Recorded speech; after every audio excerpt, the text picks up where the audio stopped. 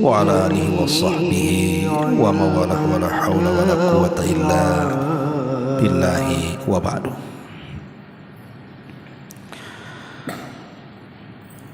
Baik, kita lanjutkan kajian kita, masih membahas kitab Usul Ats-Tsalatsah, dan kita masuk pada perkataan muallif rahimahullahu ta'ala, i'lam rahimakallah annahu yajibu ala kulli muslimin wa muslimatin ta'allumu hadihi thalathi masail wal amalu bihinna. Al-ula anna Allaha khalaqana wa razaqana wa lam yatrukna hamala bal arsala ilayna rasulan faman ata'ahu dakhalal jannata wa man asahu dakhalan nara. Wa dalilu qauluhu ta'ala inna arsalna ilaykum rasulan syahidan alaykum kama arsalna ila fir'auna rasulah fa'asa fir'aunur rasula fa'akhadnahu akhdaw wabila. Kata pengarang di sini, i'lam, ketahuilah. Kalimat i'lam selalu terulang-ulang dalam kitab yang dikarang oleh beliau, karena kalimat i'lam itu kalimat tanbih, kalimat di mana setelah kalimat ini pasti pengarang ingin menjelaskan sesuatu yang sangat penting. Makanya dimulai dengan kalimat i'lam. Rahimakallah, semoga Allah merahmatimu. Lagi-lagi Syekh pengarang mendoakan kita yang membaca kitab ini, dan ini menunjukkan kelembutan beliau kepada kita dengan mendoakan kita para pembacanya. Semoga Allah merahmati anda.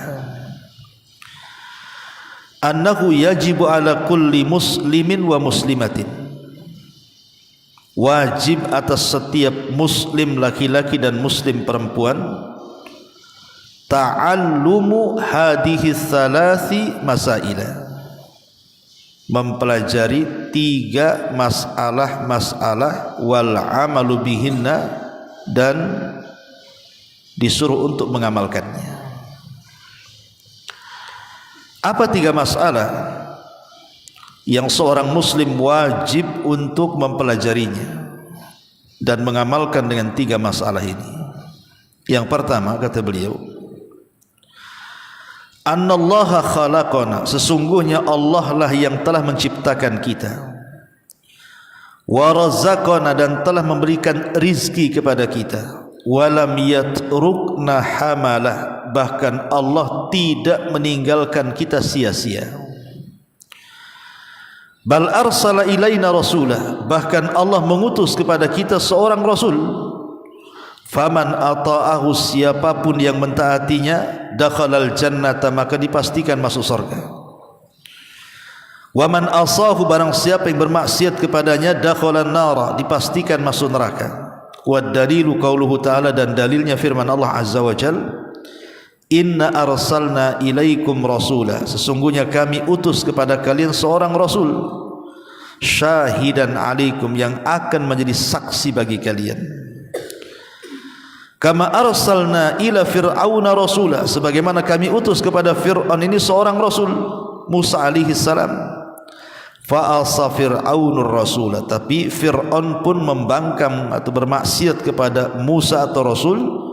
Fa'akhadnahu akhdan wabila, maka kami azab Fir'aun dengan azab yang sangat pedih. Taib, khawatu fiddin, barakallahu fikum. Jadi Syekh Muhammad bin Abdul Wahhab ini ingin menjelaskan kepada kita dalam poin ini bahwa di antara 1 dari 3 kewajiban kita wajib mempelajari dan mengamalkan adalah dengan meyakini bahwa Allah telah menciptakan kita, memberikan rizki kepada kita dan tidak meninggalkan kita sia-sia. Dengan cara apa? Bahkan Allah utus kepada kita Rasul, dan ini nikmat yang sangat besar dan tidak ada nikmat yang lebih besar dibandingkan diutusnya Rasul. Kenapa? Karena Nabi SAW membawa 3 perkara, dan 3 perkara ini tidak bisa dibandingkan dengan nikmat apapun di dunia. Sebutkan nikmat dunia apa? Mobil mewah, rumah megah, perhiasan, tanah atau apa, sebutkan kenikmatan yang paling besar di dunia itu apa? Tidak bisa mengimbangi 3 nikmat yang Rasul SAW bawa kepada kita, yang Allah anugerahkan kepada kita. Pertama, dia diutus oleh Allah Subhanahu wa taala menjadi makhluk yang paling sempurna. Nabi SAW diutus oleh Allah menjadi makhluk yang paling sempurna dan layak untuk diteladani akhlak-akhlaknya. Dari sini ada tuntunan. Yang kedua, diturunkannya bersama Nabi kita Muhammad SAW kitab yang merupakan sebaik-baik kitab, Al-Quran. Tidak ada kitab terbaik di dunia kecuali Al-Quran. Yang ketiga, Allah Subhanahu wa taala turunkan kepada Rasul untuk diajarkan kepada umatnya sesempurna-sempurnanya syariat dalam agama, dan ini tidak ada dalam agama yang lain. Saya ulangi 3 perkara itu. Pertama, Rasul yang Allah utus kepada kita adalah orang pilihan. Tidak sembarang Allah mengutus Rasul kepada kita, tapi dicarinya makhluk yang paling sempurna, Rasul kita Muhammad sallallahu alaihi wasallam. Bahkan dia akan menjadi pemimpin para nabi, sayyidul anbiya'i wal mursalin. Bukan hanya pemimpin para nabi, semua manusia akan dipimpin Nabi SAW kelak pada hari kiamat. Jadi dia manusia yang sangat sempurna dan bisa ditiru akhlaknya, karena Rasul yang diutus kepada kita itu dari kalangan jenis kita sendiri, yang kita bisa lihat macam mana gaya bicaranya, macam mana gaya muamalahnya, macam mana gaya akhlaknya, semua kita bisa lihat dan kita bisa pelajari. Ini yang pertama. Yang kedua, diturunkannya sesempurna-sempurna kitab, maksudnya Al-Quran. Jadi Quran itu datang memuat semua kitab-kitab langit di dalamnya. Jadi dengan Quran itu sudah mencukupkan dari Injil, Zabur, Taurat dan Suhuf, semua ada dalam Quran. Makanya Quran itu terbagi menjadi 3, sepertiganya bicara tauhid, sepertiganya bicara hukum-hukum ibadah, dan sepertiganya bicara tentang akhlak, yang di dalamnya ada kisah-kisah umat terdahulu. Dan satu-satunya mukjizat yang tidak lekang dimakan zaman dan waktu hanya Quran. Sementara kitab-kitab sebelum Quran itu semua terhapus dengan datangnya Quran. Dari sini kita jangan pernah membandingkan Quran dengan kitab-kitab sebelum Quran, tidak akan banding. Jangan dibanding-bandingkan. Karena ada salah satu tokoh di negeri kita ini membanding-bandingkan pula. Ada orang yang membaca kitab Injil, oh di Quran juga ada, ayatnya sama begini. Dia baca lagi Injil dia, kemudian si ustaz ini pula ngomong begitu, oh dalam Quran juga ada yang sama. Gak bisa dibandingkan Quran dengan Injil. Cemana mau disetarakan? Quran itu jauh lebih mulia, jauh lebih mulia dibandingkan kitab-kitab yang lainnya selain Quran. Karena Quran itu menghapus semua ajaran-ajaran sebelumnya. Jadi tidak bisa dibandingkan, apalagi disetarakan, itu tidak mungkin. Karena konsekuensinya kalau disetarakan nantinya seolah-olah semua agama itu sama. Karena isi kitabnya sama, berarti semua agama sama. Ini bahaya.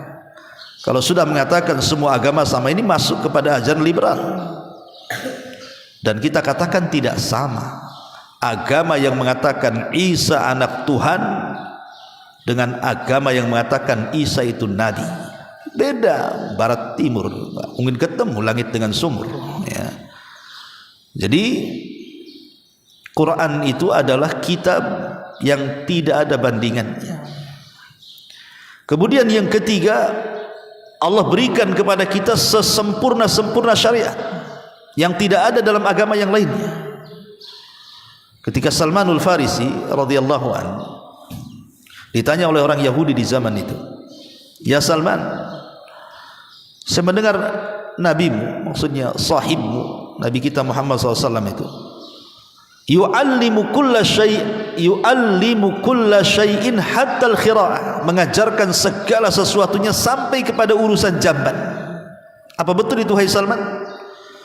Dengan bangganya Salman berdiri dan mengatakan, "Ajal, ya, yu'allimuna nabiyuna kulla syai'in hatta al-khira'ah." Ya, tentu saja Nabi kami mengajarkan sesuatu, segala sesuatunya sampai kepada urusan toilet, urusan jamban, semua diajarkan. Bagaimana cara masuk, bagaimana di dalamnya, bagaimana cara keluarnya, apa yang dibaca, semua diajarkan. Dan ini tidak ada dalam ajaran agama yang lain. Jadi nikmat yang Allah berikan kepada kita adalah lewat seorang Rasul ini disampaikan syariat yang paling sempurna. Inilah 3 nikmat yang Allah anugerahkan kepada kita. Tidak ada yang membandingi 3 nikmat ini. Diutusnya manusia yang paling sempurna, diutusnya kitab yang paling sempurna, diutusnya syariat yang paling sempurna. Makanya di sini pengarang mengatakan, "Annallaha khalaqana", sesungguhnya Allah telah menciptakan kita. Wa razaqana, dan telah memberikan rizki kepada kita. Di sini menunjukkan apa? Tauhid rububiyah. Wa lam yatrukna hamala, dan tidak meninggalkan kita sia-sia. Ketika Allah Subhanahu wa taala mengatakan, "Wa ma khalaqtul jinna wal insa illa liya'budun", tidaklah kami ciptakan jin dan manusia kecuali untuk beribadah. Apa Allah Subhanahu wa taala biarkan mereka begitu saja? Tidak tahu cara ibadahnya macam mana? Tidak, bahkan diutus Rasul mengajarkan macam mana cara beribadahnya. Karena tugas Nabi sallallahu alaihi wasallam itu yang paling penting adalah 2 perkara. Diutusnya Nabi kepada kita itu yang paling penting 2 perkara. Yang pertama, dia diutus untuk mengenalkan siapa Rabb kita, siapa Tuhan kita. Yang kedua, dia diutus juga bagaimana cara menyembah Rabb kita. Itulah 2 tugas Rasul yang paling penting, mengenalkan kepada kita siapa Tuhan kita. Yang kedua, mengenalkan kepada kita bagaimana pula cara menyembahnya. Dan ini sebuah fitrah yang Allah anugerahkan kepada kita, bahwa Islam itu agama yang lurus dengan fitrah. Apa maksudnya? Setiap bayi yang dilahirkan itu terlahir fitrah. Kullu maulud yuladu 'alal fitrah. Setiap bayi yang dilahirkan itu terlahir fitrah. Maksudnya terlahir muslim. Karena Rasul mengatakan, fa abawahu yuhawidanihi au yunassiranihi au yumajjisani. Bapaknya, orang tuanya yang menjadikan dia Yahudi, menjadikan dia Nasrani, menjadikan dia Majusi. Titik sampai di sini hadisnya. Dan tidak dikatakan orang tuanya yang menjadikan dia muslim, karena memang sudah muslim ketika lahir. Bukti bahwa setiap bayi yang dilahirkan terlahir muslim itu, bahwa bayi yang dilahirkan itu sudah dikenalkan siapa Tuhannya, sudah ada perjanjian dengan Allah di alam ruh. Alastu bi rabbikum qalu bala, bukankah aku Rabb kalian? Ya, kata bayi. Kemudian ketika brojol saja janin itu, kalau dia tumbuh, maka nanti kalau sudah besar pasti secara fitrah akan mencari siapa Tuhannya. Fitrahnya itu yang fitrah dia yang mencari siapa Tuhan. Enggak mungkin saya tercipta begitu saja. Oh enggak, kamu tercipta dari orang tuamu. Loh, orang tuamu dari mana? Oh, dari orang tuanya lagi. Orang tuanya dari mana lagi? Orang tuanya sampai ke Adam nanti. Lah, Adam siapa yang menciptakan? di atas Adam, pasti nanti ujung-ujungnya ke Sang Pencipta. Makanya sering saya analogikan, kalau kita lihat orang-orang primitif itu, orang yang di hutan, nggak ada sekarang lah. Anggaplah ada orang primitif, orang yang masih koteka, masih pakai pakaian-pakaian nggak jelas gitu ya. Nggak mungkin mereka itu hidup tanpa sesembahan. Pasti ada sesembahan yang mereka sembah. Entah nyembah batu, nyembah pohon, nyembah ular, nyembah gajah, nyembah, mesti ada itu di hutan itu. Mesti mereka cari sesembahan. Tidak mungkin mereka tidak ada sesembahan. Pasti ada sesembahan. Entah yakin dengan klinik-klinik apa gitu kan. Ini yang mendatangkan ini yang mendatangkan. Pasti itu fitrah memang seperti itu. Cuman ketika fitrah ini tidak dibimbing wahyu, tidak datang utusan kepada mereka, maka fitrah itu akan berjalan sesuai dengan apa yang mereka lihat, sesuai dengan apa yang mereka dengar, sesuai dengan apa yang mereka pikirkan dalam benak otak mereka. Seperti ketika orang barat membuat film alien. Alien itu makhluk planet tuh. Pertanyaannya apa? Barat tuh pernah ketemu alien? Enggak pernah. Ya mungkin mereka pernah ke planet-planet sana sini kan, yang bisa dinaiki dengan pesawat. Tapi apakah mereka melihat alien? Kenalan dengan alien, hidup bersama? Enggak, itu cerita karya mereka saja. Jadi kalau ada makhluk di langit semacam manusia, mungkin bentuknya kayak begini. Akhirnya dibentuklah sesuai imajinasi mereka. Bahwa alien itu identik kepalanya besar, kemudian telinganya panjang, dan begitu seterusnya. Boleh jadi kan? Mereka lo melihat aja nih, tidak.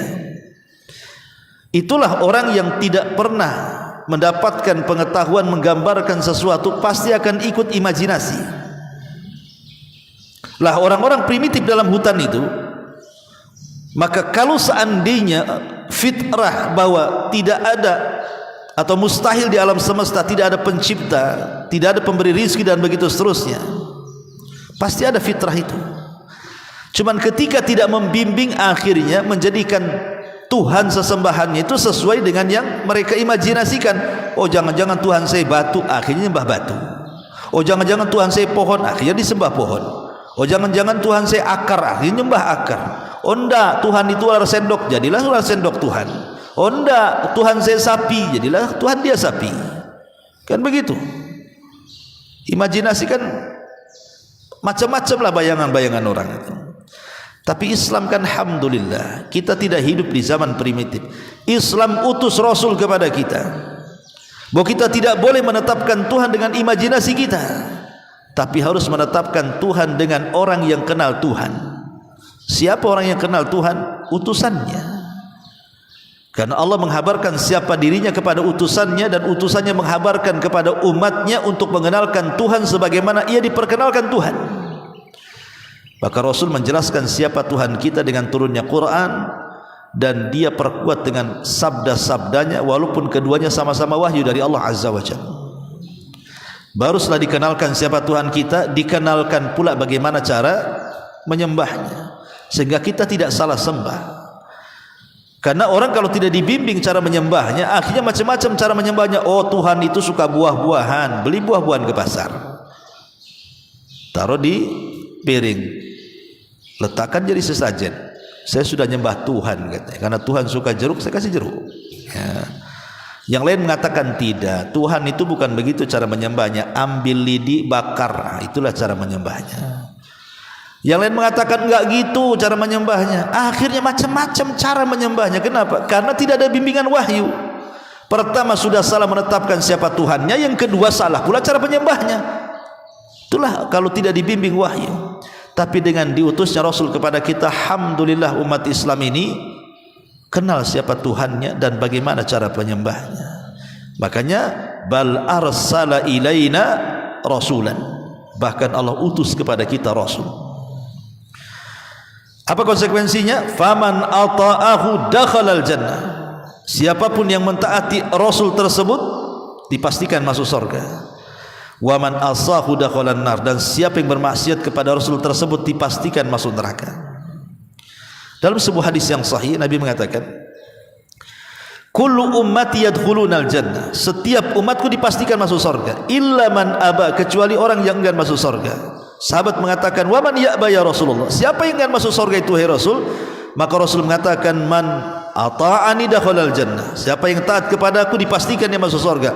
Wa man asani faqad aba, siapa yang bermaksiat kepada aku enggak akan dia akan masuk surga. Itulah orang yang enggan masuk surga. Kemudian Allah mencontohkan sebuah firman yang mu'alif cantumkan di sini, inna arsalna ilaikum rasula, sesungguhnya kami utus kepada kalian seorang rasul. Apa tugasnya? Syahidan alaikum, rasul ini akan menjadi saksi bagi kalian. Dalam surah An-Nisa Allah mengatakan, fa kaifa idza ji'na min kulli ummatin bisyahid wa ji'na bika ala haula'i syahida.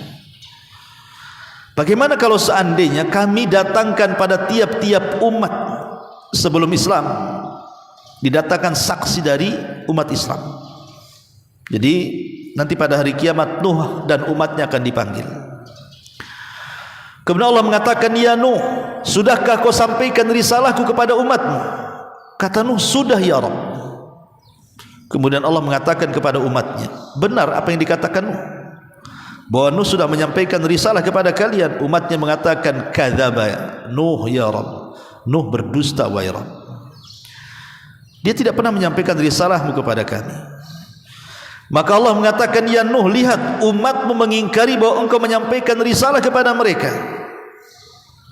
Kata Nuh, tapi saya memiliki saksi ya Rabb, di mana saksi itu akan menunjukkan bahwa kami, kata Nuh, telah menyampaikan risalahmu kepada mereka.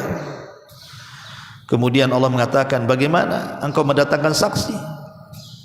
Maka Nuh tiba-tiba menunjuk kita, umat Nabi SAW, dan mengatakan mereka itulah saksinya.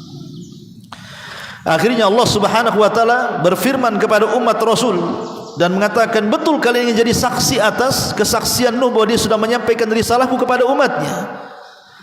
Maka semua umat Islam mengatakan, ya, dia telah menyampaikan risalah kepada umatnya.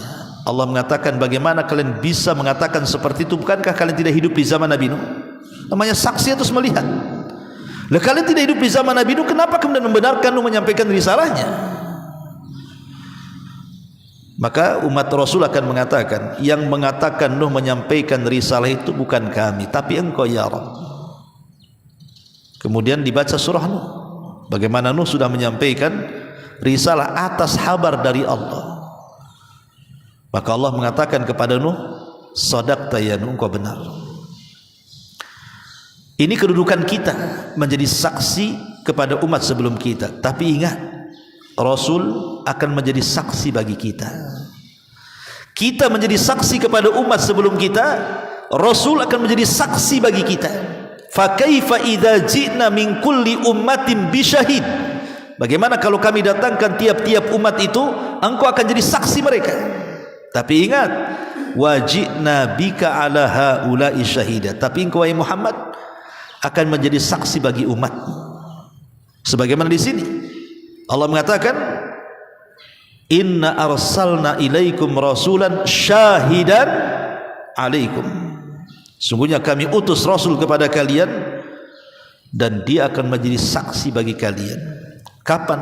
Kelak pada hari kiamat Rasul akan menjadi saksi bagi kita. Apakah amalan kita cocok dengan sunnahnya atau tidak? Apakah amalan kita cocok dengan perintahnya atau tidak?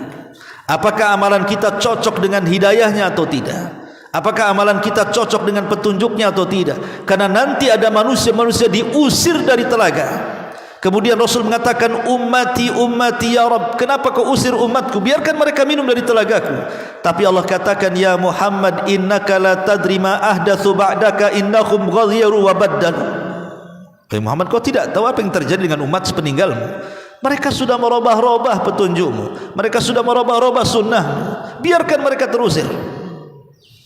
Rasul akan jadi saksi bagi umatnya kelak pada hari kiamat. Siapa yang ketika di dunia benar-benar mencintai Rasul, taat kepada Rasul, dengan orang yang hanya sekedar pengklaiman cinta kepada Rasul padahal dia paling benci dengan sunnah Rasul dengan banyak melakukan bid'ah dan penyimpangan. Maka di sini Allah mengatakan syahidan alaikum. Kemudian Allah mengatakan kama arsalna ila fir'auna rasulah, sebagaimana kami telah utus kepada Fir'aun itu Musa rasul. Tapi apa yang terjadi? Fa'asa fir'aunur rasulah, tapi si Fir'aun ini bermaksiat kepada ajakan Musa. Fa'akhadnahu akhdan wabila, maka kami adab dengan adab yang sangat pedih. Seolah-olah Allah ingin katakan kepada kita, jangan seperti Fir'aun yang bermaksiat kepada Musa. Jangan seperti Fir'aun yang bermaksiat kepada Musa. Kita tidak boleh maksiat kepada Rasul, karena konsekuensinya kalau kita sampai bermaksiat kepada Rasul, Allah masukkan kita ke neraka. Faman ata'ani dakhalal jannah wa man asani faqad aba. Siapa yang bermaksiat kepadaku masuk neraka kau, siapa yang taat kepadaku silahkan masuk ke dalam surga. Inilah yang pertama, kita diingatkan dengan nikmat diutusnya sesempurna-sempurna Rasul, bahkan Sayyidul Anbiya wal Mursalin. Kemudian sesempurna-sempurnanya kitab yang Allah turunkan dari langit untuk kita, dan sesempurna-sempurnanya syariat yang membimbing kita, sehingga Allah Subhanahu wa taala memberikan syariat terbaik. Apa yang bisa menjadikan kita baik, apa yang menjadikan kita buruk, apa yang menjadikan kita masuk surga, apa yang menjadikan kita jauh dari neraka, dan begitu seterusnya, semua sudah dijelaskan dalam syariat yang sangat mulia dan sempurna. Al-yauma akmaltu lakum dinakum wa atmamtu alaikum ni'mati wa raditu lakumul Islam madina. Pada hari ini kusempurnakan kepada kalian agamaku, kusempurnakan nikmatku untuk kalian, dan kuridhoi Islam sebagai agama kalian. Ma'asyiral muslimin wal muslimat, a'azzani Allah wa iyyakum. Di dalam doa yang selalu diajarkan Nabi sallallahu alaihi wasallam dan diserukan kepada para sahabatnya untuk senantiasa dibaca adalah doa meminta perlindungan kepada Allah dari fitnah. Sebagaimana diriwayatkan dalam Sahih Muslim, Nabi SAW kemudian mengajarkan doa, Allahumma inna na'udzubika minal fitani ma dhahara minha wa ma batan. Ya Allah, aku berlindung kepadamu dari berbagai macam fitnah, baik yang tampak ataupun yang tersembunyi. Ketika Nabi SAW berdoa dengan doa ini dan menganjurkan para sahabat dan umatnya untuk berdoa dengan doa ini, yaitu doa perlindungan dari fitnah, menunjukkan bahwa fitnah ini sesuatu yang memiliki dampak buruk, baik dalam kehidupan dunia ataupun akhirat. Tetapi manusia tidak lepas daripada fitnah. Mau menghindar kemanapun, fitnah itu pasti ada di belakangnya. Karena Allah Subhanahu wa taala berfirman dalam surah Al-Ankabut ayat 1-3, Alif Lam Mim, ahasiban nas an yutraku an yaqulu amanna wa hum la yuftanun. Walaqad fatanna alladhina min qablihim fala ya'lamanna Allahu alladhina sadaqu wa la ya'lamanna al-kadhibin. Alif Lam Mim. Apakah manusia mengira mereka akan ditinggalkan begitu saja setelah mereka mengucapkan kami beriman, sementara mereka tidak difitnah, tidak diberikan ujian? Dan sungguh kami telah memberikan ujian, memberikan fitnah terhadap orang-orang sebelum mereka, agar Allah mengetahui siapa di antara mereka yang benar keimanannya dan siapa di antara mereka yang dusta keimanannya. Jadi manusia itu pasti akan dihadapkan dengan fitnah. Nabi SAW mengatakan dalam hadis Muslim, tu'radul fitan 'alal qulubi kal hasiri udan. Fitnah-fitnah akan menempel dalam hati-hati manusia sedikit demi sedikit seperti tenunan helaian tikar. Fa ayyu qalbin ushribaha nukitat fihi nuqtatus sauda. Hati mana saja yang menerima fitnah itu, niscaya akan timbul noda hitam di dalam hatinya. Wa ayyu qalbin anqaraha nukitat fihi nuqtatu baydah hatta tasira ala qalbaini ala abyad misla as-safa wa la tadurruhu fitnatun ma damatis samawati wal ard wal akharu aswad murbadan kal kuzi muzahhiya la ya'rifu ma'rufan wa la yunkiru munkara illa ma ushriba min hawa. Kata Nabi SAW, adapun yang menolak fitnah maka akan diletakkan titik putih dalam hatinya sehingga hati manusia terbelah menjadi dua. Ada hati yang sangat putih bersih di mana fitnah tidak akan membahayakannya selama langit dan bumi masih tegak, tetapi yang lain ada hati yang sangat hitam kelam seperti gelas yang dibalik, tidak mengenal yang ma'ruf, tidak pula mengingkari yang mungkar, kecuali ia hanya mengikuti apa yang dicintai hawa nafsunya saja. Lihat hadis Nabi SAW yang sangat menakutkan ini, bahwa di akhir zaman manusia itu akan terbelah menjadi dua manusia, terbelah menjadi dua kelompok. Ada kelompok yang mereka memang terjun dalam fitnah atau suka menyebar fitnah atau senang dengan fitnah. Tapi di sisi lain ada orang yang berusaha untuk menghindar dari fitnah dan meminta kepada Allah untuk dijauhkan dari fitnah.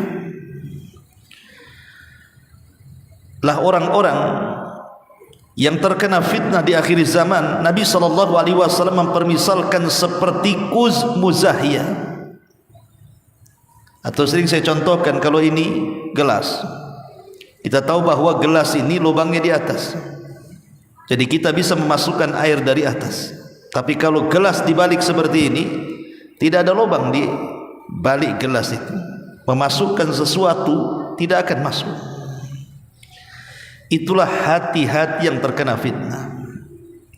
Seperti gelas yang dibalik, nasihat apapun ditolak dia, hidayah taufik manapun tidak akan masuk dalam hatinya. Kenapa? Karena sudah terlampau banyak titik dan noda hitam dalam hatinya, karena dia lebih menyembah hawa nafsunya dibandingkan perintah Allah dan Rasulnya. Dan ini sudah terjadi di akhir zaman seperti itu. Lihat orang-orang yang meninggalkan kewajiban Allah Subhanahu wa ta'ala. Contoh saja meninggalkan sholat. Ada orang-orang yang meninggalkan sholat itu tidak peduli dengan sholat, tidak peduli bahwa sholat itu wajib, yang meninggalkannya bisa kafir, bahkan terancam dengan azab Allah. Tidak peduli. Hatinya seperti gelas yang dibalik. Dan ini fitnah yang terjadi. Ma'asyiral muslimin wal muslimat rahimakumullah. Bahkan Nabi SAW mengatakan dalam hadis Muslim yang lainnya, dari hadis Abdullah ibn Amr radhiyallahu anhu, anna Nabiy sallallahu alaihi wasallam yaqul, inna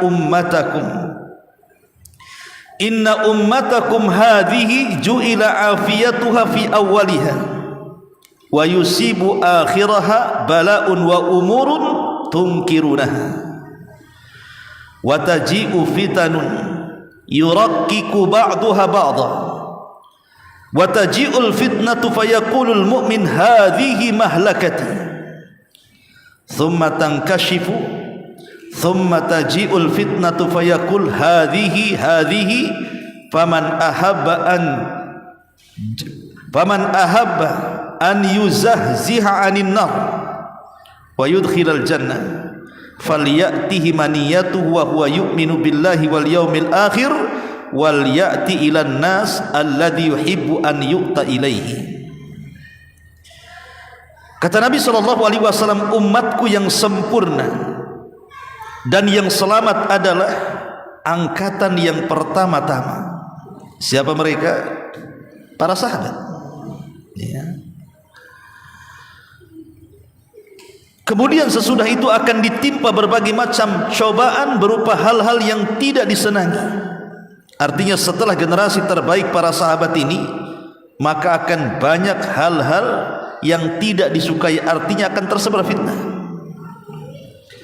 Seperti timbulnya fitnah di mana-mana, sebagian mereka menghina sebagian yang lainnya. Oleh karena itu timbullah bencana. Orang-orang mukmin berkata, inilah kiranya yang membinasakan diriku. Setelah hilang bencana tersebut, timbul fitnah bencana yang lain. Dan orang mukmin berkata, ini dan itu. Siapa yang ingin bebas dari api neraka, ingin masuk ke dalam sorga, hendaklah dia menemui kematiannya dalam keadaan beriman kepada Allah dan hari akhir. Dan hendaklah dia berjasa kepada umat manusia sesuai dengan yang diinginkan oleh masyarakat itu. Inilah gambaran fitnah juga yang digambarkan Nabi SAW, bahwa generasi terbaik mereka lah generasi salaf.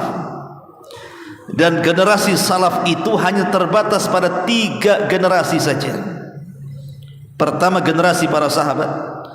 Yang kedua, generasi para tabi'in. Yang ketiga, generasi para tabi'ut tabi'in. Inilah disebut generasi salaf. Yang Nabi SAW sabdakan, khairun nasi qarni thumma alladhina yalunahum thumma alladhina yalunahum.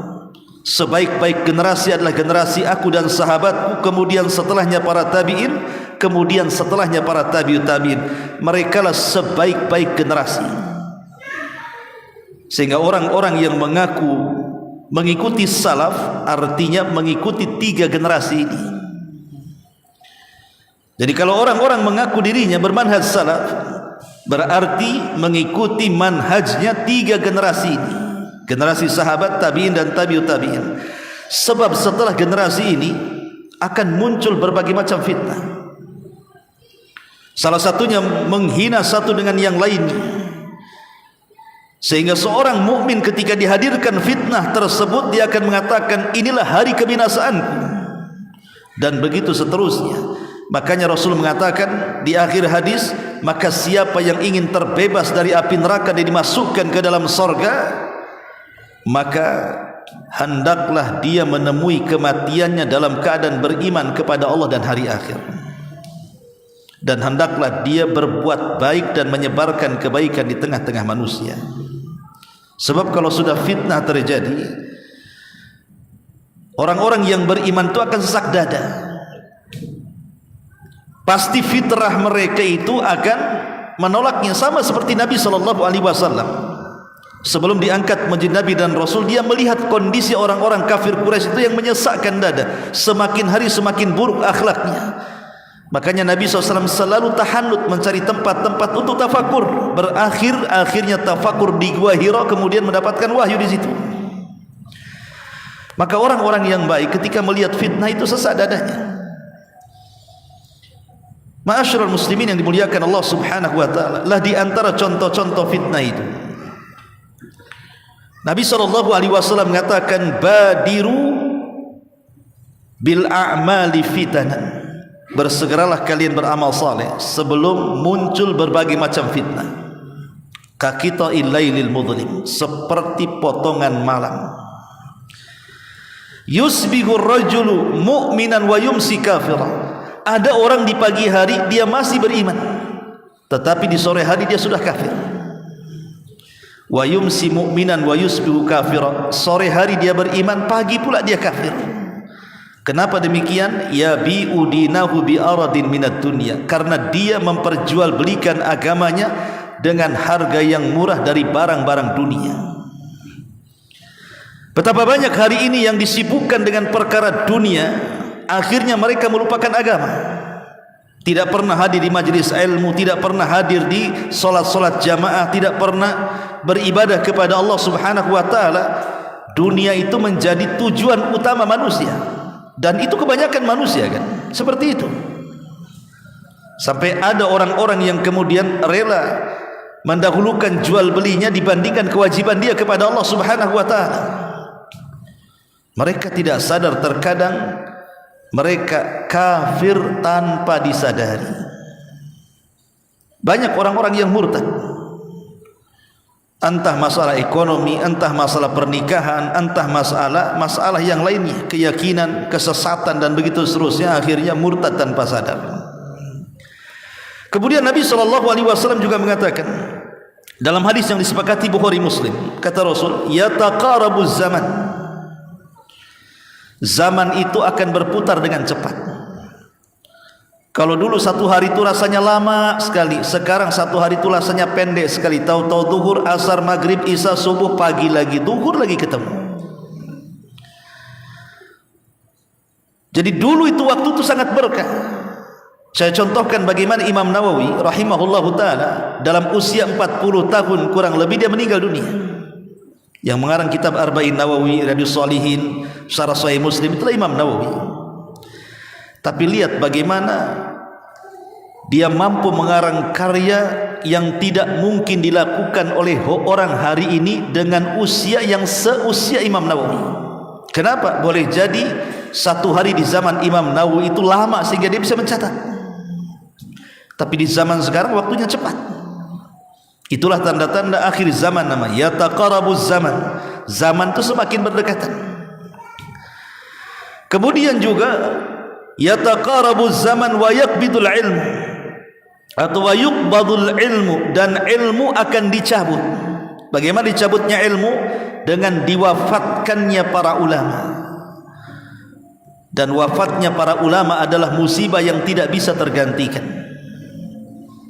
Kalau seorang presiden meninggal, besok wakilnya sudah diangkat. Terkadang wakil lebih hebat dibandingkan presidennya. Kalau ada orang kaya meninggal, besok datang orang kaya yang jauh lebih kaya lagi.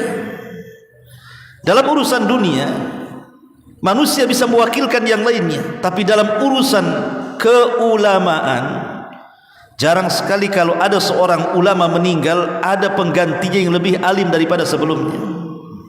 Siapa hari ini yang bisa menggantikan Imam Syafi'i? Tidak ada. Siapa yang bisa menggantikan Imam Ahmad, Imam Malik, Abu Hanifah? Tidak ada. Atau ulama-ulama kontemporer, siapa yang bisa menggantikan Syekh Albani? Tidak ada. Yang menggantikan Syekh bin Baz, Syekh Utsaimin dan masyayikh yang lainnya. Ini menunjukkan bahwa Rasul mengatakan mautul alim musibatul la tujbar. Kematian orang alim itu musibah yang tidak bisa digantikan. Dan itu bagian daripada fitnah, diangkatnya ilmu. Wa tadhharul fitan, dan muncul berbagai macam fitnah. Nanti kita bahas tersendiri masalah fitnah, apa sumbernya dan bagaimana fenomenanya. Kemudian wa yulqasyuh, ditanamkan di dada-dada hati kaum muslimin kekikiran yang luar biasa. Sudah malas zakat, malas sedekah, malas berbuat baik. Wa yakthurul haraj, dan banyaknya haraj.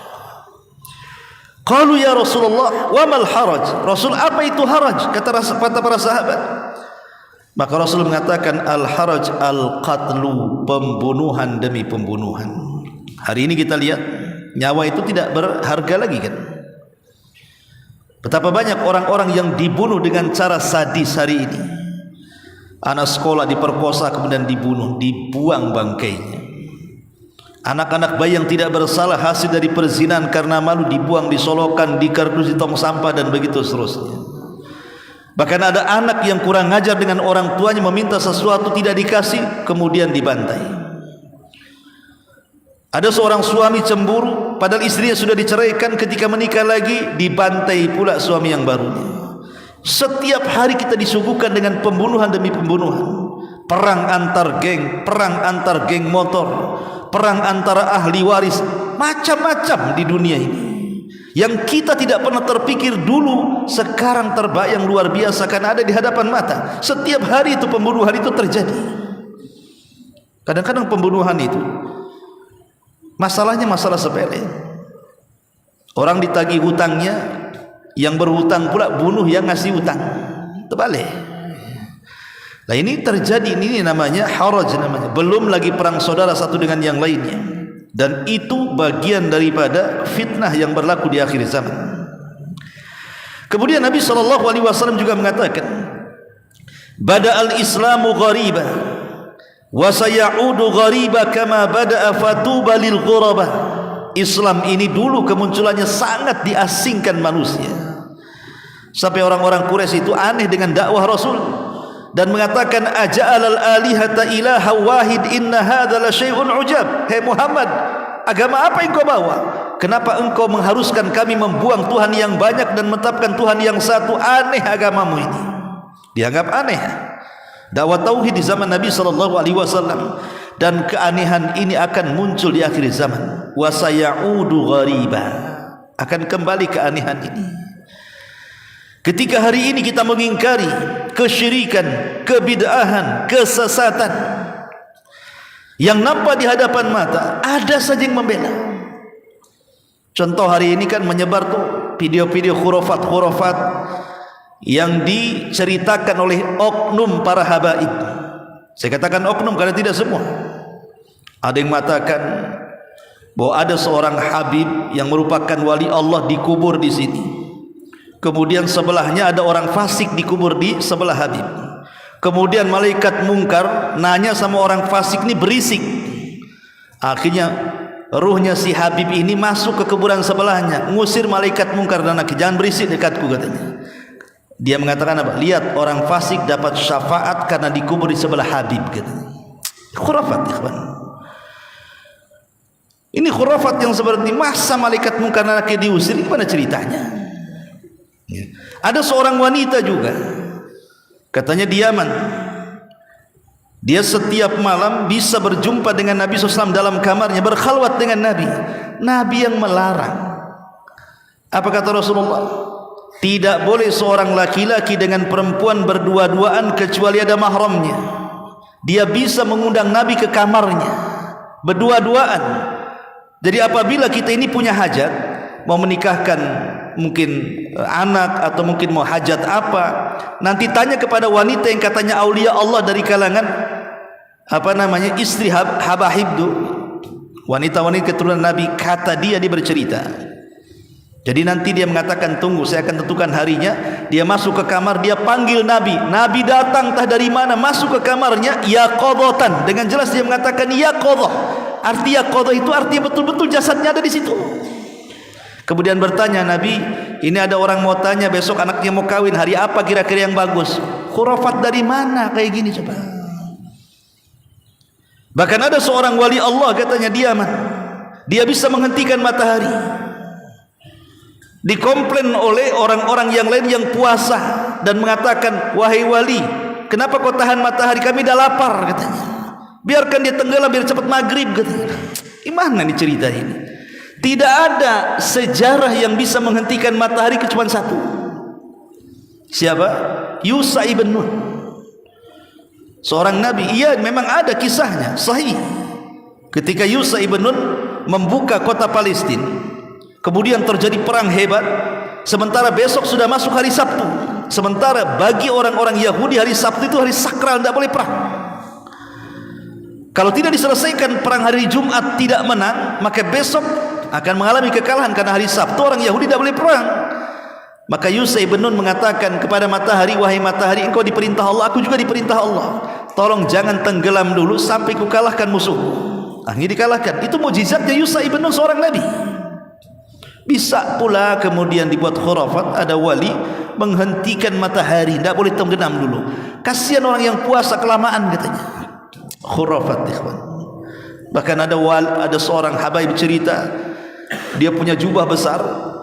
Jadi kalau antum ingin melihat keindahan sorga, kecantikan bidadari, masuk ke dalam jubahnya. Nanti diperlihatkan tuh keindahan-keindahan di situ. Keindahan sorganya, bidadarinya. Khurafat dari mana lagi ikhwan? Bahkan ada jubah seorang habib itu kalau ditanggalkan, itu ada suara tasbih itu. Dia bertasbih jubahnya. Kalau tasbihnya ditanggalkan, dia berisik seolah-olah ada yang memainkan tasbihnya. Kita katakan kita tidak mengingkari jubah dan tasbih itu bertasbih. Bahkan Allah yang mengatakan wa im min kulli syai'in illa yusabbihuna bihamdi walakin la tafqahuna tasbihahum. Segala sesuatu bertasbih, bukan hanya jubahnya Habib saja. Semua yang diciptakan Allah bertasbih. Mau batu, mau pohon, mau tiang, mau apa semua bertasbih. Tapi kita tidak tahu tasbihnya seperti apa. Kenapa dikhususkan kepada jubahnya Habib? Ya. Kita tidak mengkritik. Ini kan saya katakan oknum ikhwatu fiddin.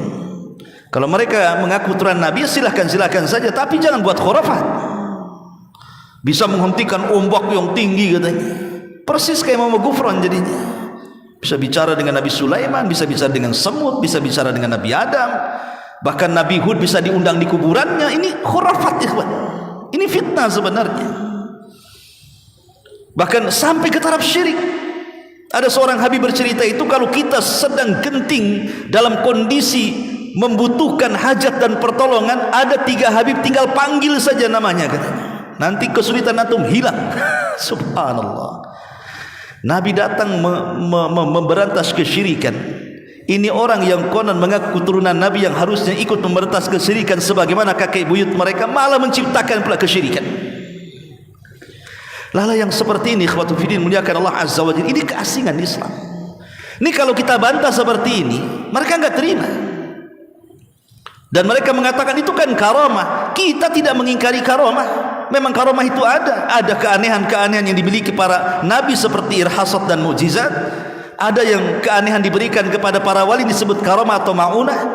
Ada yang diberikan keanehan kepada tukang-tukang sihir, bomo dan semacamnya seperti sihir dan yang semacamnya. Kita tidak mengingkari keajaiban ini, tapi karamah itu jangan kemudian dibawa kepada khurafat. Kita kenal para wali-wali yang betul-betul mereka wali, dikisahkan bagaimana karamah mereka. Seperti umpamanya di zaman Nabi SAW ada seorang sahabat namanya siapa? Yang mengislamkan Abu Hurairah dari kabilah Daus itu, Tufail ibn Amr ad-Dawsi. Tufail ibn Amr ad-Dawsi. Dia datang kepada Rasul, ya Rasul, saya sudah mendakwahi kaumku tapi mereka tak mau masuk Islam. Berikan tanda-tanda kebesaran Allah kepadaku agar aku bisa berikan hidayah kepada mereka. Kata Rasul, pergilah, nanti akan sampai tanda-tanda kebesaran Allah kepadamu. Berangkat Tufail pulang ke Daus. Di tengah jalan dia obornya mati. Namanya padang pasir gelap. Tiba-tiba ada cahaya di lengannya. Kemudian dia mengatakan, ya Rabb, sebentar lagi aku akan sampai ke kaumku. Kalau ini cahaya dalam tanganku diketahui kaumku, akan menjadi fitnah. Pindahkan ke tempat yang lain. Akhirnya diletakkan di dahi. Cahayanya moncor dari dahi. Maka kata Tufail, ya Allah, jangan kau letakkan cahaya di dahi, tempat lain saja. Akhirnya ditaruh di mulut. Kalau mulut berkilo-kilo tuh kalau ngomong tuh. Dengan sebab itu kaum Daus masuk Islam. Iya, kita tidak mengingkari ada karamah, tapi jangan dibuat khurafat, ya. Jangan dibuat dongeng-dongeng dusta. Bisa membentak malaikat lah dan begitu seterusnya. Ini kan aneh. Bahkan bisa mengundang Jibril lagi. Jibril diundang. Bahkan ada seorang Habib itu bercerita itu, setiap hari dia dapat salam dari Nabi. Sahabat Nabi, mereka seperti kelasnya Abu Bakar, Umar, Utsman, Ali. Tidak ada riwayat dapat salam dari Jibril. Hanya orang-orang tertentu, Khadijah, Aisyah, ya dapat salam dari Jibril. Itu hadisnya jelas, ya. Kemudian ada juga yang lebih parah lagi. Tidak mungkin orang itu bermimpi berjumpa dengan Rasul kecuali harus punya kekuatan 40 kuda. Dari mana coba riwayatnya? Kalau tidak maka dia akan hancur katanya. Ini khurafat-khurafat yang dibuat-buat ikhwatu fiddin yang muliakan. Itulah keasingan Islam. Wa sayaudu ghariba kama bada. Belum lagi khurafat-khurafat para dukun yang jelas-jelas, ya kan, yang baru kemarin banyak viral di medsos.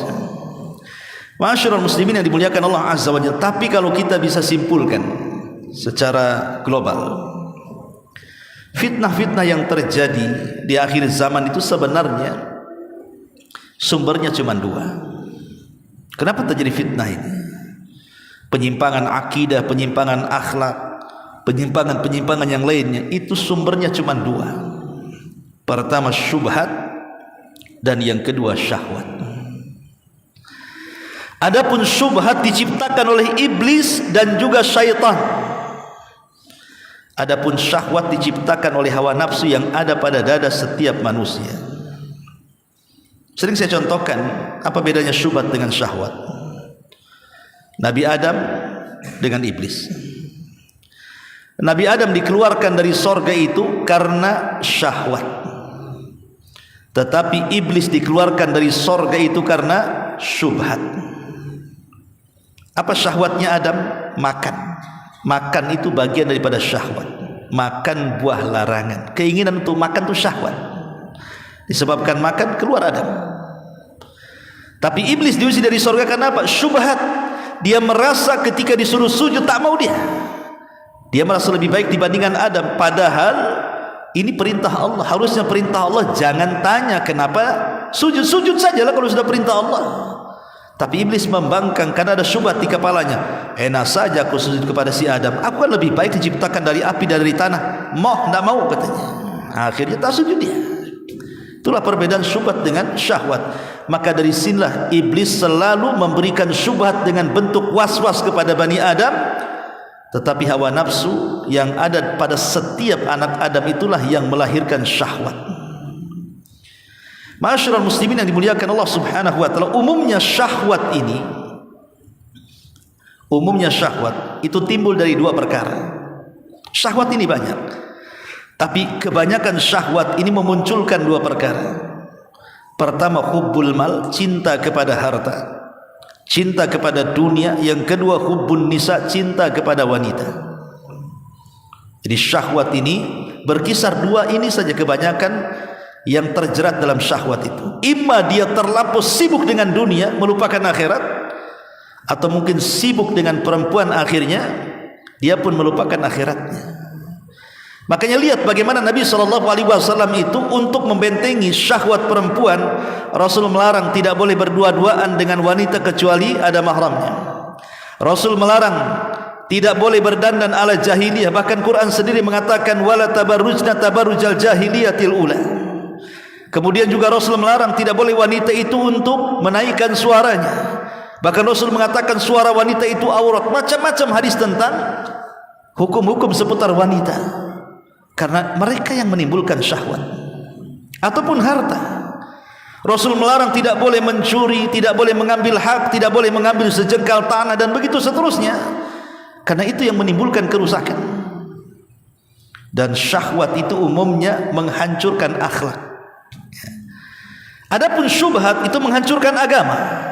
Karena syubhat ini bicara soal agama, membuat keraguan-keraguan dalam agama, membuat khurafat-khurafat dalam agama, membuat kemudian orang-orang tidak yakin lagi dengan keyakinannya.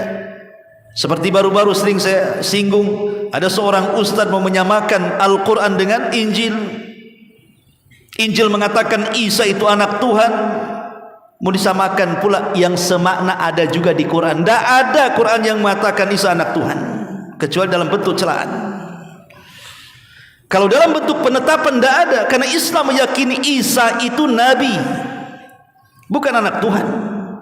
Si ustaz ini pula mau menyamakan, oh ada yang semakna dengan Quran. Disebutlah kemudian surah Maryam itu. Ini syubhat namanya. Kalau orang jahil ya saja, tapi kalau orang alim ya tidak bisa kayak gitu. Kenapa dia tidak jelaskan itu keyakinan anda, keyakinan saya seperti ini, harusnya kan seperti itu. Kenapa mesti dicocok-cocokkan di situ? Sampai kiamat gak akan cocok. Kenapa? Karena agama yang mentauhidkan Allah tidak akan sama dengan agama yang menyekutukan Allah. Mereka mengatakan Isa anak Tuhan, mereka mengatakan Isa satu di antara tiga Tuhan atau 3 in 1, dan mengatakan Isa adalah Tuhan itu sendiri. Ini yang paling ekstrim. Dalam Islam tidak ada mengatakan Muhammad anak Tuhan, Muhammad satu di antara tiga Tuhan, Muhammad Tuhan, tidak ada. Muhammad Rasulullah, Isa juga Rasulullah, semua para nabi Rasulullah, utusan-utusan Allah Subhanahu wa taala. Lah ini disebut syubhat namanya. Lah fitnah ini sumbernya dua, syubhat dan syahwat. Syubhat menghancurkan agama, syahwat menghancurkan akhlak. Kalau dua perkara sudah hancur, apa yang terjadi? Kerusakan di mana-mana. Ma'asyiral muslimin wal muslimat rahimakumullah. Lalu bagaimana caranya kita menghindar dari fitnah itu? Ada 10 perkara yang disebutkan para ulama. Pertama, muhawalatul al-ibti'adi an mawatinil fitani. Sebisa mungkin jauhi tempat-tempat sumber dari sumber-sumber fitnah. Jangan mendekati sumber fitnah.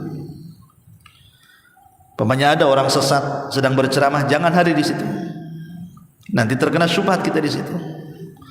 Pamannya ini ada tempat-tempat membangkitkan syahwat di situ. Entah lokalisasi, entah judi, entah apa tempat-tempat membangkitkan syahwat, jangan lewat di situ, apalagi hadir di situ. Jauhi tempat-tempat fitnah. Ada orang yang sedang bergibah, jauhi. Ada yang sedang berngadu domba, jauhi. Pokoknya tempat-tempat yang menimbulkan fitnah, jauhi. Karena Allah Subhanahu wa taala mengatakan dalam surah Al-Anfal 25, "Wattaqu fitnatal la tusibannal ladzina zalamu minkum khassa." Takutlah kepada fitnah yang kalau Allah timpakan kepada kalian bukan hanya orang zalim yang terkena, orang baik pun kena imbasnya. Lihat kalau azab Allah sudah turun, apakah semua orang zalim yang mati? Tidak. Terkadang rumahnya orang baik juga kena juga, nyawanya orang baik kena juga, padahal yang maksiat bukan dia. Maka jauhi tempat-tempat fitnah. Lihat bagaimana Nabi melarang tidak boleh lewat di tempat yang pernah diadab. Yang pernah diadab saja tidak boleh kita itu singgah di situ. Makanya di Saudi itu ada tempat penghancuran Abraha pada kisah Sabul Fil, itu namanya Wadin Muhassir. Wadin Muhassir itu lembah Muhassir. Biasanya orang yang sedang manasik haji lewat di situ. Oleh Rasul disuruh mempercepat jalannya. Jangan singgah di situ. Karena itu tempat azab masalahnya. Pernah diazab di situ, Abraha pernah dihancurkan. Ini enggak banyak di antara orang-orang itu justru touring dia ke tempat-tempat yang diazab. Pengen tahu laut mati kayak apa, karena itu tempat dihancurnya kaum Sodom. Datanglah pula ke laut mati situ. Berendam pula dengan lumpurnya di situ. Allah wala quwata illa billah. Ya. Ini yang pertama. Yang kedua, al-i'tisam bil kitabi was sunnah. Kalau ingin terhindar dari fitnah, pegang Al-Quran dan sunnah. Karena hanya dengan itu kita akan selamat. Taraktu fikum amrayni lan tadillu ma tamassaktum bihima kitaballahi wa sunnati. Kutinggalkan kepada kalian 2 perkara. Kalian tidak mungkin sesat selamanya selama kalian memegang keduanya, Al-Quran dan sunnah. Pegang Quran dan sunnah sekuat mungkin. Itulah yang bisa menghindarkan kita dari syubhat dan syahwat. Itulah yang bisa menghindarkan dari segala macam fitnah. Kemudian yang ketiga, an yalzamal muslim halal fitani jama'atal muslimin. Ketika terjadi fitnah, menyatulah dengan jamaah kaum muslimin, artinya dengan pemerintah. Karena ketika terjadi pemberontakan, itu kan bagian dari fitnah juga pemberontakan itu. Kenapa fitnah? Karena dengan pemberontakan itu nyaris tidak selamat dari jiwa manusia. Kalau sudah terjadi pemberontakan, itu pasti akan ada jiwa-jiwa yang melayang. Lihat negara-negara yang memberontak, kemudian meminta presidennya turun, pamannya kan, akhirnya kerusuhan di mana-mana. Itu fitnah. Akhirnya fasilitas-fasilitas negara hancur, jiwa-jiwa melayang, kemudian orang saling serang.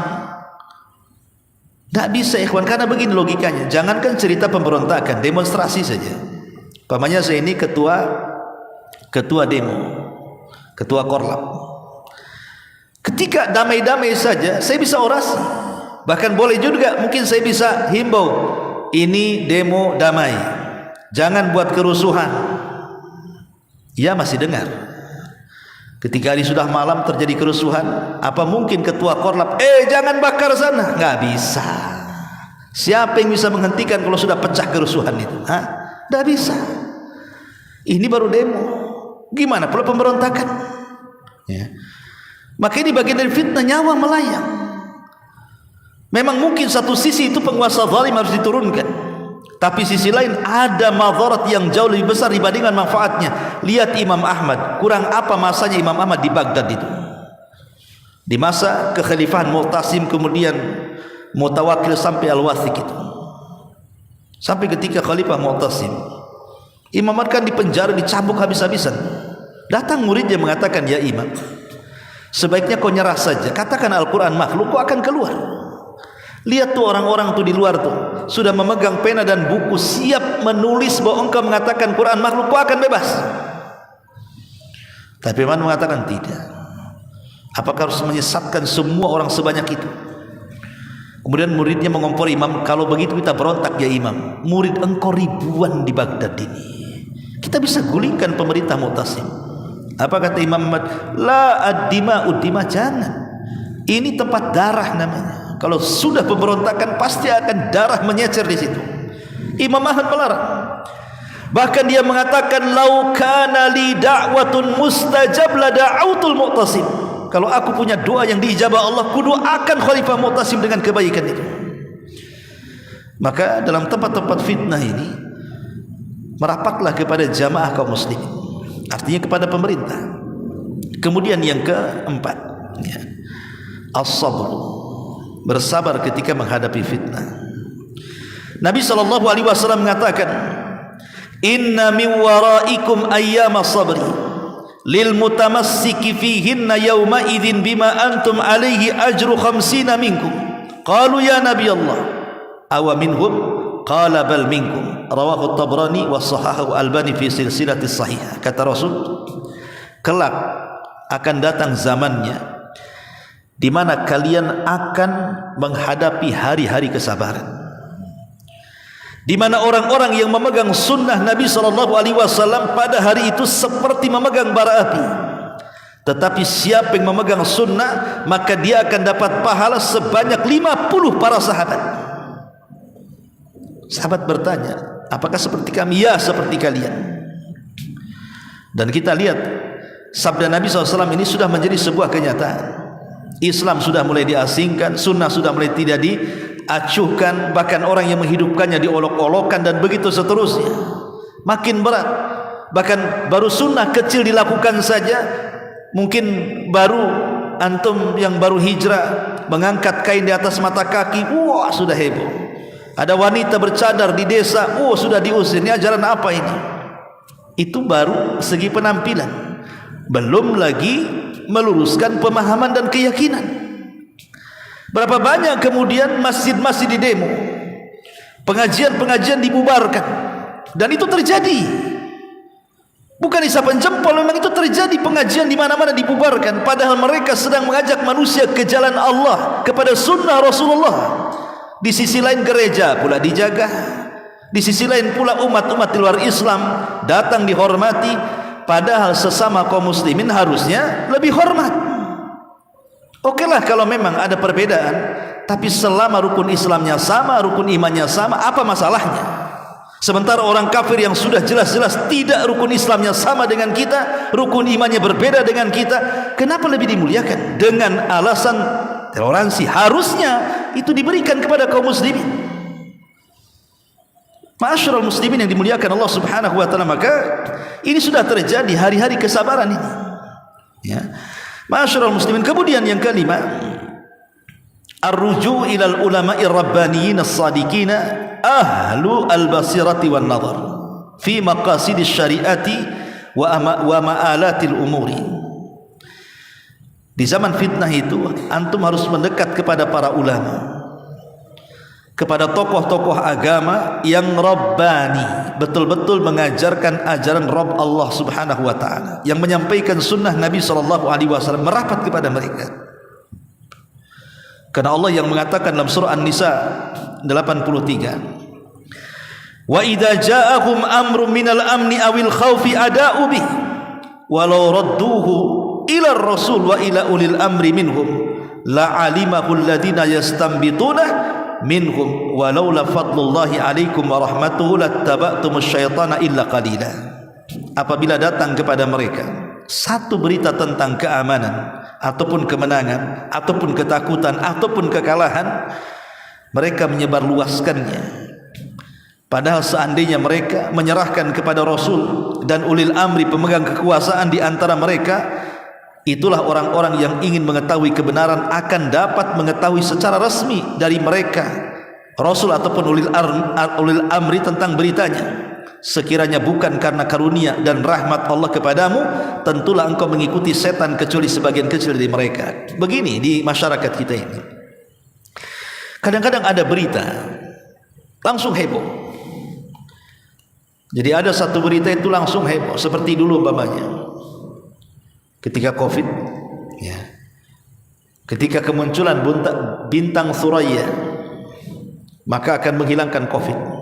Dengan bintangnya muncul bintang Suraya akan menghilangkan Covid. Padahal riwayat itu bercerita tentang hama yang ada di kota Madinah, tapi kemudian hadis itu dibawa kepada wabah Covid di negeri kita ini. Wah, digembar-gemborkan hadis itu. Akhirnya masyarakat heboh kan zaman itu. Padahal kalau seandainya ditanyakan kepada para ulama tentang hadis itu dan kaitannya dengan COVID-19 dulu, ternyata nggak ada apa-apa. Kenapa buat heboh? Belum lagi ada dentuman dulu, heboh satu Indonesia. Belum lagi ada nanti Ramadan akan terjadi asap yang pekat di langit, dan itu menandakan awal dari tanda kiamat besar. Ternyata Ramadan lewat, tak ada pula kiamat. Ini kalau berita-berita ini langsung disebar kemana-mana, kacau manusia. Sampai ada di Tiban Kampung itu, Mas Agus tuh cerita sama saya semalam, Ustaz, kenapa nggak boleh tidur sama istri saya, katanya. Kenapa? Dia tengok di YouTube, ini nanti malam akan ada asap, katanya. Dari mana, Dek? Ini di YouTube akan ada asap, tanda kiamat. Jangan tidur kau, nanti kena kiamat, katanya. Gak tidur dia sampai subuh. Orang awam. La haula wala quwata illa billah. Ya. Masyarul muslimin yang dimuliakan Allah Azza wa Jalla, sampai seperti itu tuh karena tidak dikembalikan kepada ulama, akhirnya buat heboh. Akhirnya jadi berita hoax di mana-mana. Itu sudah salah pun tak minta maaf juga kan gitu. Buat lagi kemudian berita-berita heboh. Masyarul muslimin yang dimuliakan Allah Subhanahu wa taala. Ini yang kelima. Yang keenam, taqwallahi fi sirri wal alan. Bertakwalah kepada Allah, baik dalam terang-terangan ataupun dalam sembunyi-sembunyi. Karena Allah Subhanahu wa taala mengatakan, "Wa man yattaqillah yaj'al lahu min amrihi yusra." Siapa yang bertakwa kepada Allah, Allah jadikan perkaranya mudah. Dalam ayat yang lain, "Wa man yattaqillah yaj'al lahu makhraja." Siapa yang bertakwa, Allah kasih jalan keluarnya. Dan begitu seterusnya. Takwa itu bisa melepaskan kita dari fitnah. Kemudian yang nomor 7 adalah kasratul ibadah. Di saat fitnah banyak di mana-mana, syubhat di mana-mana, syahwat di mana-mana, perbanyak ibadah. Karena pahalanya besar. Rasul mengatakan, al-ibadatu fil haraji kal hijrati ilayya. Ibadah di waktu terbanyaknya fitnah, itu hukumnya sama dengan hijrah kepadaku, kata Rasul. Subhanallah. Kenapa demikian? Al-Imam Al-Qurtubi rahimahullahu ta'ala, sebagaimana Nabi SAW ketika hijrah dari Mekah ke Madinah, tujuannya apa? Menjaga agama agar tidak dirusak oleh orang-orang musyrik, maka diperintahkan hijrah dari Mekah ke Mekah ke Madinah supaya dijaga agamanya. Sebab kalau terus menetap di Mekah, maka akan terus agama Islam itu akan diintimidasi. Boleh jadi kemudian lama-lama akan habis kan gitu. Maka untuk mempertahankan agama, Rasul hijrah. Maka ibadah di waktu terjadi banyak fitnah itu seperti itu. Kita keluar dari fitnah manusia, kita fokus beribadah kepada Allah Subhanahu wa taala. Makanya ibadah di waktu fitnah sama dengan hijrah kepada Nabi sallallahu alaihi wasallam. Kemudian juga yang nomor 8, tidak mudah menyebarkan berita di medsos. Adamul isya'ati fi tawasul internet. Artinya tidak boleh, sebisa mungkin jangan mudah menyebarkan berita-berita hoax. Hari ini musibah terbesar dalam kehidupan kita itu adalah handphone. Tidak anak tidak orang besar, tidak laki-laki tidak perempuan, tidak yang muda tidak yang tua, sama. terkena fitnah handphone ini dengan berbagai macam aplikasinya, dengan YouTube-nya, dengan Facebook-nya, dengan Instagram-nya, dengan TikTok-nya, dengan WeChat-nya, dengan macam-macam istilahnya di situ. Semua disibukkan dengan perkara itu. Ada hari-hari yang setiap hari menonton sinetron bergelombang-gelombang, berseri-seri, pagi, siang, sore, drakor. Ada yang sibuk melihat berita politik itu saja. Besok temanya apa? Temanya apa? Pada itu berita hoax sebenarnya. Ada yang suka kemudian melihat berita-berita kasus-kasus pembunuhan dan begitu seterusnya. Ada yang macam-macam lah, ada yang musik aja, ada yang cari orang yang lawakan aja, macam-macam lah orang dengan handphone hari ini. Ikhwat fillah melakukan Allah Azza wa Jalla. Saya contohkan 3 peristiwa di zaman Nabi. Pertama, peristiwa perang Uhud. Kenapa perang Uhud itu kalah? Pertama, karena takdir dari Allah memang sudah kalah. Yang kedua, tapi ada sebabnya. Salah satu sebab kekalahan perang Uhud selain daripada para pemanah yang turun ke bawah, karena disebarnya isu terbunuhnya Nabi SAW. Padahal yang terbunuh itu Mus'ab ibn Umar, karena kalau Mus'ab bin Umar dengan Rasul itu menggunakan baju besi itu perawakannya hampir mirip. Sehingga ketika Mus'ab bin Umar terbunuh di perang Uhud, disangkanya Nabi yang meninggal. Disebarlah isu terbunuhnya Nabi, sehingga melemahkan para sahabat. Akhirnya sahabat korat-karit, kocar-kacir, tunggang langgang, terjadi kekalahan. Akibat menyebarkan berita hoax, terjadi kekalahan perang. Satu. Yang kedua, ketika para sahabat hijrah pertama kali ke Ethiopia, Raja Najasyi atau Ashama ibn Abjur hijrah beberapa orang, tidak banyak, ke Ethiopia. Sampai di Ethiopia mendengar bahwa penduduk Mekah masuk Islam dengan turunnya surah An-Najm. Ketika mereka sujud, rupanya tidak benar, mereka pulang. Sudah senang nih orang-orang yang hijrah di Habasyah ini pulang ke Mekah, rupanya berita hoax. Akhirnya mereka dapat siksaan lagi. Kemudian hijrah lagi 2 kali ke Ethiopia. Lihat, gara-gara berita hoax. Dampaknya seperti itu, penyiksaan kembali terulang. Kemudian yang ketiga tentang hadisatul ifki. Aisyah dituduh berzina dengan Safwan ibn Mu'attil karena ketinggalan pasukan perang ketika Aisyah buang hajat di malam hari. Apalagi kemudian cincin atau gelangnya hilang, dia mencari, disangkanya sudah naik ke rumah unta-untaan, rupanya belum. Ketinggalanlah dia pasukan. Datang seorang sahabat namanya Safwan ibn Mu'attil menolongnya. Kemudian lewat di para pembesar munafik, Abdullah ibn Ubay bin Salul, disebarnya berita Aisyah berzina dengan Safwan. Membuat heboh kota Madinah, membuat sedih Rasul, membuat berantakan semuanya.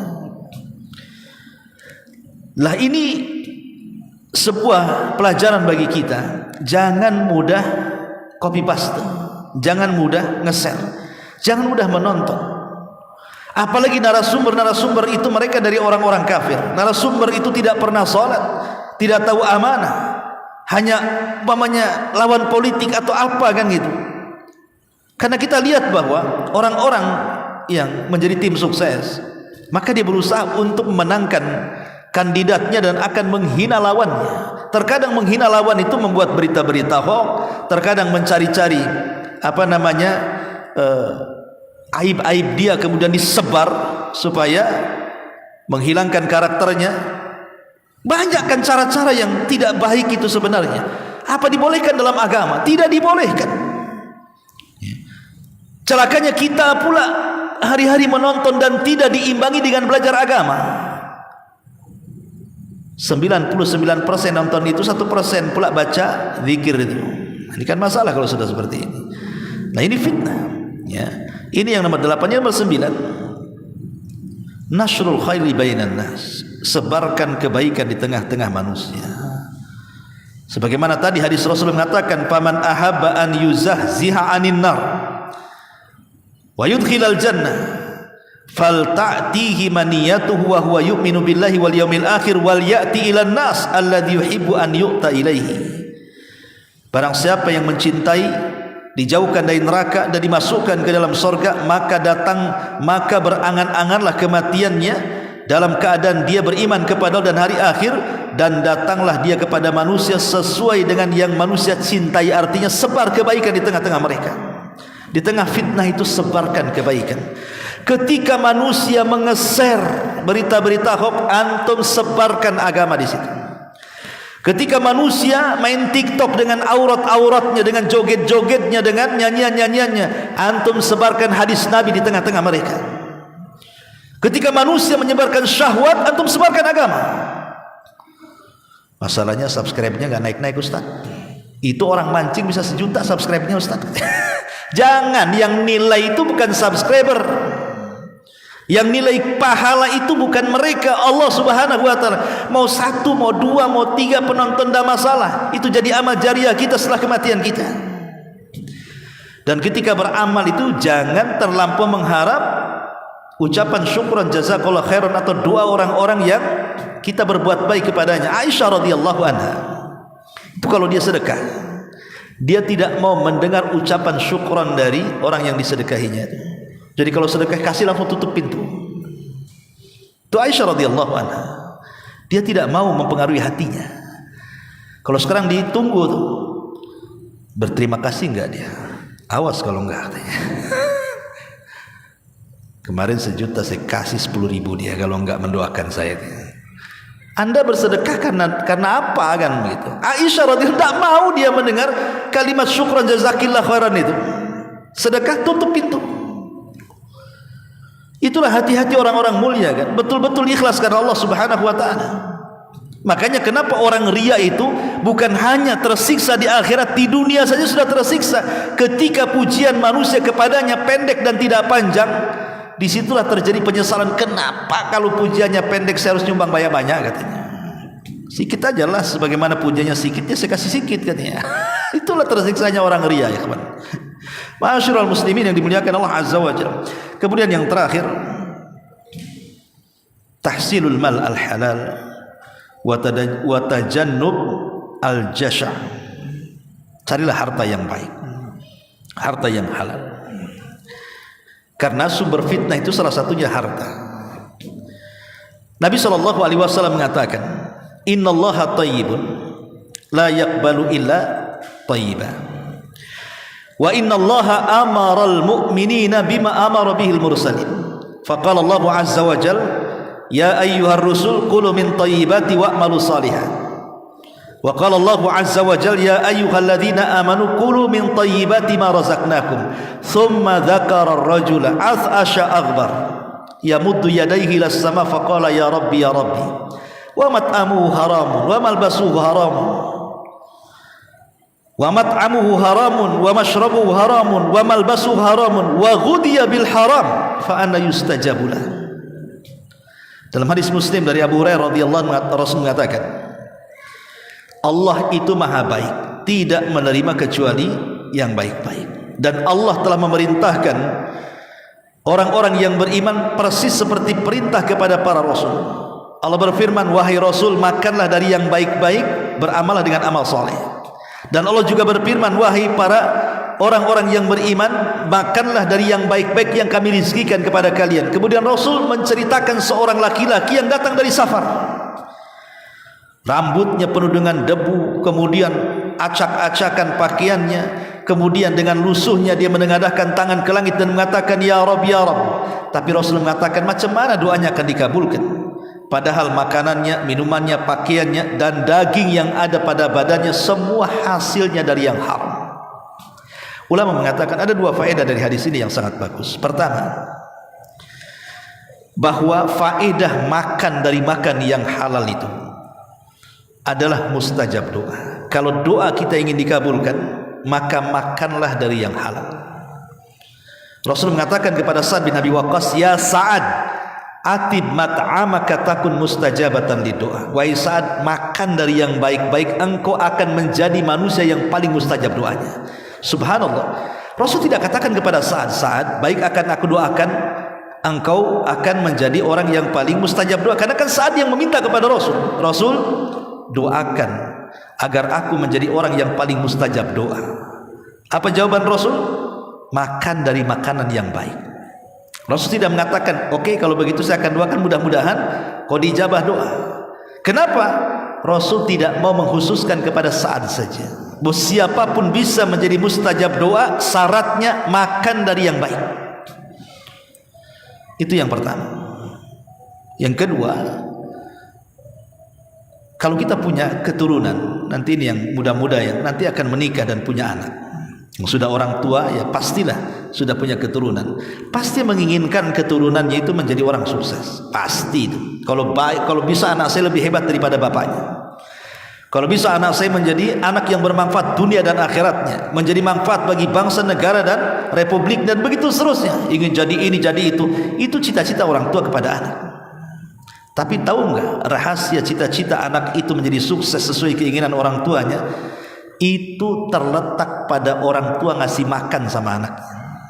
Contoh, dahulu ada seorang abid ahli ibadah, orang soleh namanya Al-Mubarak. Mubarak ini orang soleh, dulunya budak dimerdekakan, tapi dia ahli ibadah. Al-Mubarak ini bekerja di kebun delima. Setelah setahun lebih dia bekerja di situ. Dia tidak tahu majikannya yang mana satu. Satu hari kemudian datanglah majikan kebun itu. Lah kebetulan di hadapannya ada Mubarak. Maka dia mengatakan, wahai pekerja, ambilkan delima untukku. Ia bergegas karena yang merintahkan majikannya, dia cepat mengambil delima. Rupanya pas dicicipi, kecut pula delima itu. Kata majikannya, ambil yang lain. Kecut lagi, ambil yang lain. Kecut lagi, marah majikannya. Hei pekerja, apa engkau baru sebentar bekerja di sini? Kata Mubarak, sudah lama wahai Tuhan. Kenapa kau tidak bisa membedakan mana delima yang kecut, mana delima yang manis? Kata Mubarak, wahai Tuhan, macam mana aku bisa membedakan delima manis, delima kecut? Selama setahun lebih aku bekerja di kebunmu, aku hanya diperintah menjaga kebun, bukan memakan buah kebun. Aku tidak pernah memakan baik yang ditangkai ataupun yang jatuh. Aku berusaha tidak memakannya karena tidak ada perintah. Yang ada perintah jaga kebun, itu yang kulaksanakan. Kalau sekarang kan enggak. Penjaga kebun yang pertama kali mencicipi sebelum pemilik kebun. Yang lebih parah, penjaga kebun panen, dia yang jual panennya, yang pemilik kebun bingung mana buahnya katanya. Ini yang parah lagi ya. Ini yang kurang ajar penjaga kebun kayak gini nih. Jadi tajublah tuannya. Ada orang yang amanah, yang jujur. Siapa namamu? Mubarak. Mubarak besok datang ke rumah. Besoknya datang ke rumah majikan. Kata majikannya, Mubarak, aku punya anak gadis. Dia sudah layak menikah. Saya lihat di raut mukamu, kau orang baik, kau orang soleh. Saya ingin berdiskusi empat mata tentang jodoh anak gadisku. Kira-kira kalau anak gadisku ini menikah, seperti apa laki-laki yang berhak menikahinya? Maka Mubarak mengatakan, ya Tuhan, orang Yahudi menikahi perempuan karena kecantikannya, orang Nasrani menikahi perempuan karena kekayaannya, tapi orang Islam menikahi perempuan karena akhlak, iman dan takwanya.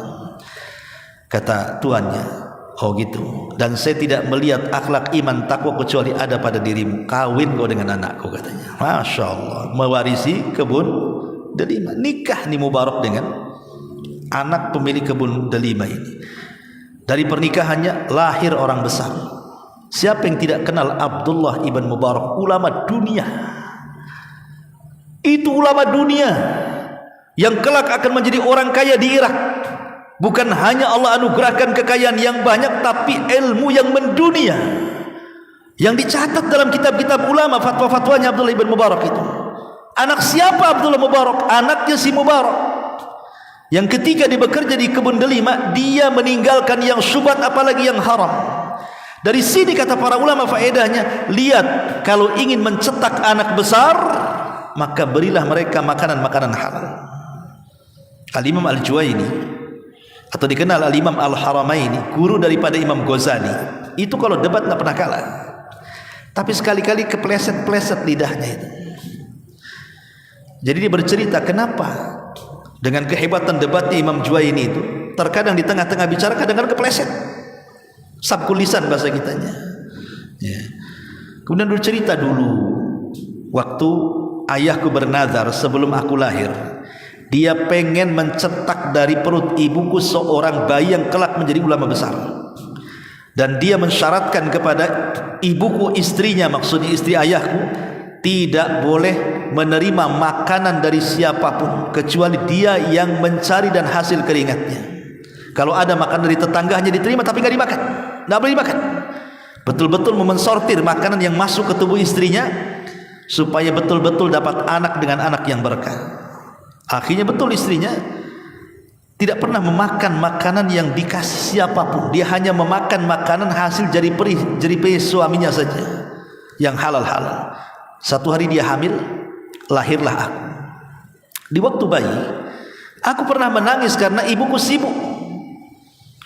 Rupanya ketika aku menangis sendirian, ibuku sibuk di dapur, ada seorang tetangga jariah budak yang juga sedang menyusui anaknya. Melihat aku, kasihan dia, jangan-jangan anak itu haus. Bayinya diletakkan, diambilnya bayi Mubarak, disusukan kepada dia. Ibunya datang dari dapur marah-marah, diambil lagi sama ibunya Mubarak itu.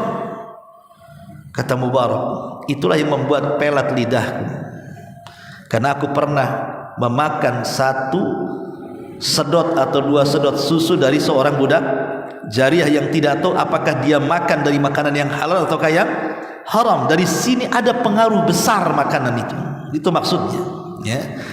Maka inilah diantara 10 perkara yang bisa menghindarkan kita dari fitnah akhir zaman. Subhanakallah bihamdika asyhadu an la ilaha illa anta astaghfiruka wa atubu ilaik. Allahu ta'ala alam. Assalamualaikum warahmatullahi wabarakatuh.